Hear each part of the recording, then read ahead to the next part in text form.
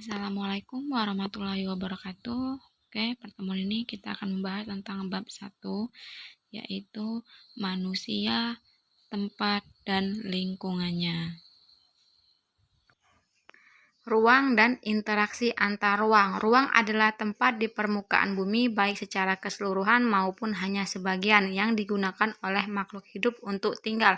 Nah, kita harus tahu dulu ruang itu apa sih? Nah, sekarang Ibu contohkan. Di rumah itu ada ruang tamu, ada ruang keluarga, ada ruang dapur, ada ruang WC, begitupun di sekolahan, ada ruang kelas, ruang kantor, ruang guru ya. Jadi intinya ruang itu tempat yang bisa dijangkau oleh makhluk hidup. Nah, kira-kira dari kedua contoh itu sama nggak ruangnya? Pasti berbeda ya nak ya. Setiap ruang itu memiliki karakteristik yang berbeda-beda. Contoh lainnya seperti desa dan di kota. Kalau di desa itu tidak ada bangunan-bangunan tinggi dan juga sepi. Nah, sedangkan kalau di kota banyak sekali bangunan-bangunan tinggi dan banyak juga masyarakatnya lebih banyak ketimbang di desa. Nah, perbedaan karakteristik ruang tersebut menyebabkan adanya interaksi antar satu ruang dengan ruang lainnya. Jadi semuanya itu berkaitan atau saling bergantungan. Nah, interaksi ini dapat terjadi dalam bentuk perjalanan menuju tempat kerja, atau migrasi, atau perjalanan wisata, atau pemanfaatan fasilitas umum, pengiriman informasi atau modal, perdagangan internasional, dan lain-lainnya. Nah, karena setiap ruang atau setiap wilayah itu berbeda-beda karakteristiknya, di sini Ibu akan menjelaskan ada kondisi saling bergantung yang diperlukan untuk terjadinya interaksi keruangan. Yang pertama itu ada saling melengkapi, yang kedua ada kesempatan antara, yang ketiga ada kemudahan transfer.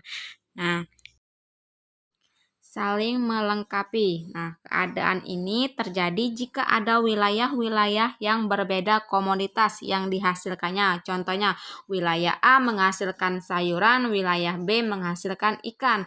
Nah, mereka ini kan saling berkaitan, saling membutuhkan. Wilayah A membutuhkan ikan, wilayah B membutuhkan sayuran. Nah, disinilah terjadi sebuah interaksi dagangan. Jadi wilayah A menjual sayur ke wilayah B, wilayah B menjual ikan ke wilayah A.